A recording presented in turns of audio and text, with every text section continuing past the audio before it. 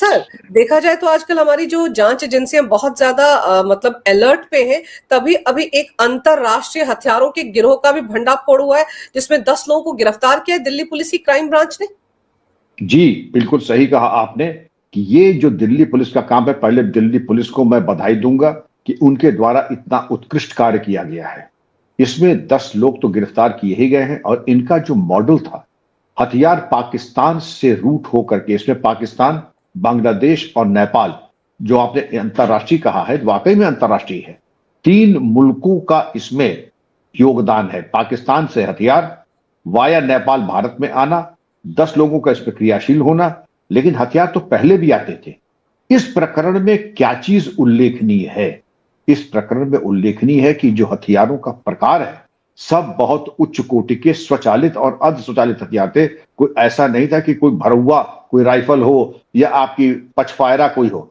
बहुत ही उच्च कोटि के, और कुछ वेपन ऐसे होते थे, ये होते हैं जो कि वर्जिन स्टील से बनते हैं। पूरा स्टील का टुकड़ा काट करके उसमें फरमे से उसको उतना काटा और फिर सारे पुर्जे वैसे ही उसमें फिट कर देते हैं। मजबूत, 50 साल तक चलने वाले, अब मार अकाट। अब जैसे मैं मिसाल दूं आपको, वो वेपन्स जो आप म्यूजियम में देखते हैं, जिनको आप पिक्चरों में देखते हैं, उस तरीके के हथियार हैं। जैसे अगर मैं बताऊं, चेकोस्लोवाकिया के ये ब्रूनो कंपनी एक है, ब्रूनो कंपनी की, चेकोस्लोवाकिया के, बरेटा इटली की, पीपीके वॉल्थर जर्मनी की, PX3 चाइनीज, और इनके पास से ब्राजील की टॉरस। आप समझ सकते कि दुनिया के जो सर्वश्रेष्ठ हथियार हैं वो इनके द्वारा प्रोक्योर किए गए।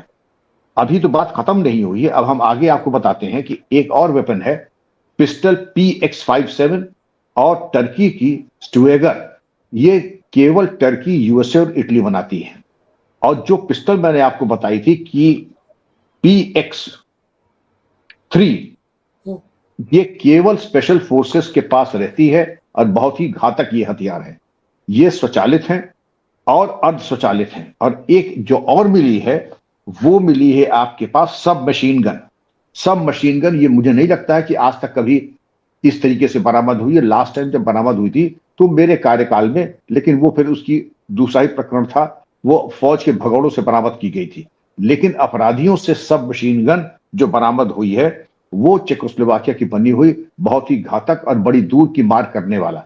और कारतूस भी मिले हैं, 200 जिंदा कारतूस भी बरामद हुए हैं। अब इनकी मार्केट क्या थी? आप पूछेंगे भाई किसके लिए ला रहे थे? ये ला रहे थे दिल्ली और एनसीआर के गैंगस्टर्स के लिए।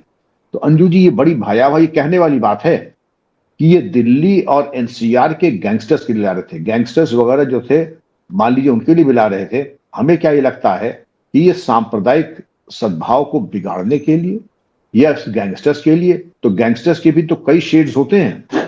गैंगस्टर्स के कौन से जो है दूध के धुले होते हैं, वो भी सांप्रदायिक और सांप्रदायिक सोच थे या कट्टरपंथी सोच के हो सकते हैं। लेकिन इन हथियारों का आना एक चिंता का विषय है। अब मेरे 3 परामर्श होंगे दिल्ली पुलिस को कि इनसे गहराई से पूछताछ की जाए।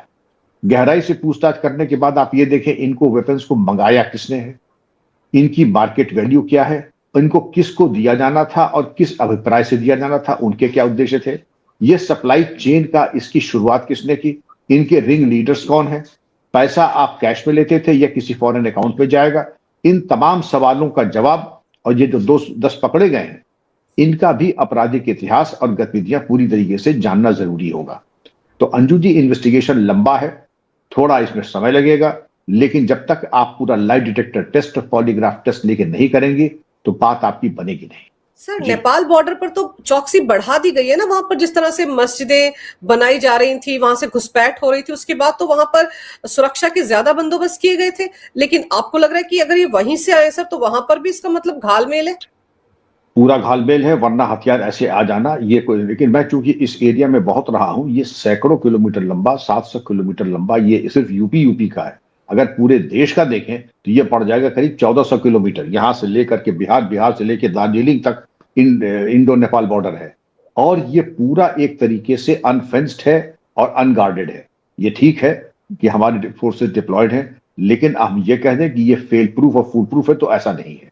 और इन लोगों के स्मगलर्स का ये अपना तौर तरीका, मोडस ऑपरेंडाई होता है। साम दाम दंड भेद लगा करके विशेषकर कुछ ऐसे एरियाज, पॉकेट्स को चिन्हित कर लेते हैं कहाँ खीरी से चलिए और आप चले जाइए गोरखपुर, गोरखपुर से सोनौली बॉर्डर, सोनौली बॉर्डर दार्जिलिंग तक इतना पोरस बॉर्डर है, कहीं कुछ भी ये लोग अपना सक्षम थे। और ये 10 हथियारों का आने का मतलब ही यही है कि वहां को सुरक्षा को और उच्चीकृत किया जाना आवश्यक होगा, अन्यथा ऐसे हथियार आते रहेंगे और निर्दोष भारतीयों की हत्या होती रहेगी। सर गैंगस्टर्स के लिए आ रहे थे, आप बिल्कुल सही कह रहे हैं, बात गले नहीं उतरे इतने मतलब जिसे कहते हैं अत्याधुनिक हथियारों का गैंगस्टर्स को क्या काम सर? गैंगस्टर्स तो ज्यादातर दूसरे हथियारों से जो देसी होते हैं उन्हीं से काम चला लेते हैं। इसके पीछे वाकई कोई बड़ी साजिश लगती है। और जैसे जब से दिल्ली में सर अल फलाह यूनिवर्सिटी का कांड हुआ है, लाल किले पर धमाका हुआ है, उसके बाद से दिल्ली ऐसा लगता है कि ऐसे आतंकवादियों के टारगेट पर है। यहाँ कोई ना कोई बड़ी वारदात करने की फिराक में ये लोग हैं और ये शायद उन्हीं आतंकवादियों से जुड़ा हो सकता है ये हथियारों का जखीरा। अगर मैं आपको केवल अंजू जी नाम बता देता इन हथियारों का, पीपीके, वॉल्थर, बेरेटा, टॉरस और जो ये तो स्मिथ एंड वेसन, और इन हथियारों से एक जनरेशन आगे हैं और इस तरीके के हथियार हैं, और उसमें एक सब मशीन गन का होना ये बताता है कि वास्तव में गैंगस्टर को सब मशीन गन की तो जरूरत नहीं होती। ये किसी और अभिप्राय के लिए आए हैं। ये पूछताछ में मालूम पड़ेगा किनको दे रहे थे।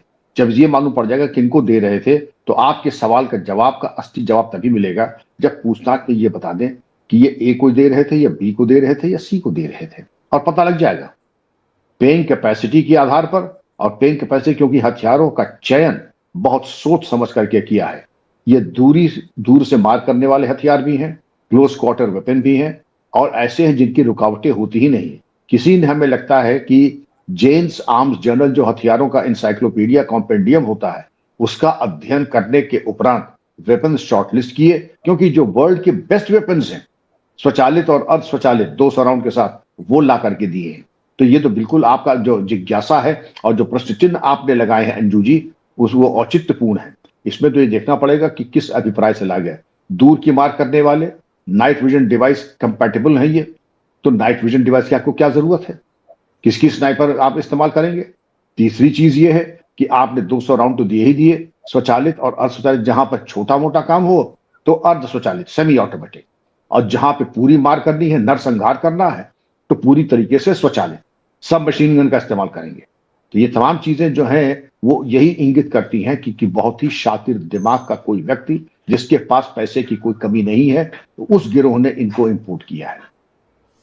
सर मेरा ध्यान तो आपकी उन बातों की तरफ जा रहा है जो हमने अभी कुछ दिन पहले पॉडकास्ट किया था, जिसमें आपको याद होगा वो जो मैथ्यू पकड़ा गया था, उसके इरादे कितने खतरनाक थे। सीआईए का एजेंट, उसके साथ 6 यूक्रेनी पकड़े गए थे, ड्रोन वगैरह को लेकर जो कुछ वो कर रहे थे नॉर्थ ईस्ट में। सर पीएम मणिपुर कब जाएंगे, ये उससे जुड़ा हुआ था। और यहाँ जो हथियार आप बता रहे हैं सर, स्नाइपर, दूर से मार करने वाला सब मशीन गन, राजधानी दिल्ली में इसका क्या काम सर? बहुत महत्वपूर्ण प्रश्न है। और आपके उस एक प्रश्न ने जिसमें कहा था प्रधानमंत्री पहले ये बताइए मणिपुर कब जाएंगे, बात हो रही है यहाँ पर किसी बाढ़ की, या प्रधानमंत्री मणिपुर कब जाएंगे, बात हो रही है यहाँ पर ऑयल शॉर्टेज की, प्रधानमंत्री, वो जैसे रामायण में संपुट होता है। पहले भी प्रधानमंत्री मणिपुर, आपने प्रधानमंत्री के लिए वहां खाई और कुएं खोद दिए थे, एम्बुश लगा दिए थे, आप चाहते थे वहां चले जाएं, वो प्लान तो हो गया फेल। अब यहाँ पे स्वचालित हथियार आए हैं, ये आपने महत्वपूर्ण एक दिशा दी है विवेचना को। इसका क्या प्रयोग था? सब मशीन गन का एनसीआर में क्या काम था? सब मशीन गन का एनसीआर में क्या काम था, ये मैं स्पष्ट कर दें। और ये चीज जब स्पष्ट होगी तभी तो मालूम पड़ेगा कि अंततोगत्वा इसमें क्या इसका अभिप्राय था। लेकिन ये चीज जरूरी है जान लेना कि इसमें क्योंकि night vision device compatible weapons हैं, सब मशीन गन भी हैं, और सेमी ऑटोमेटिक भी है और ऑटोमेटिक भी है।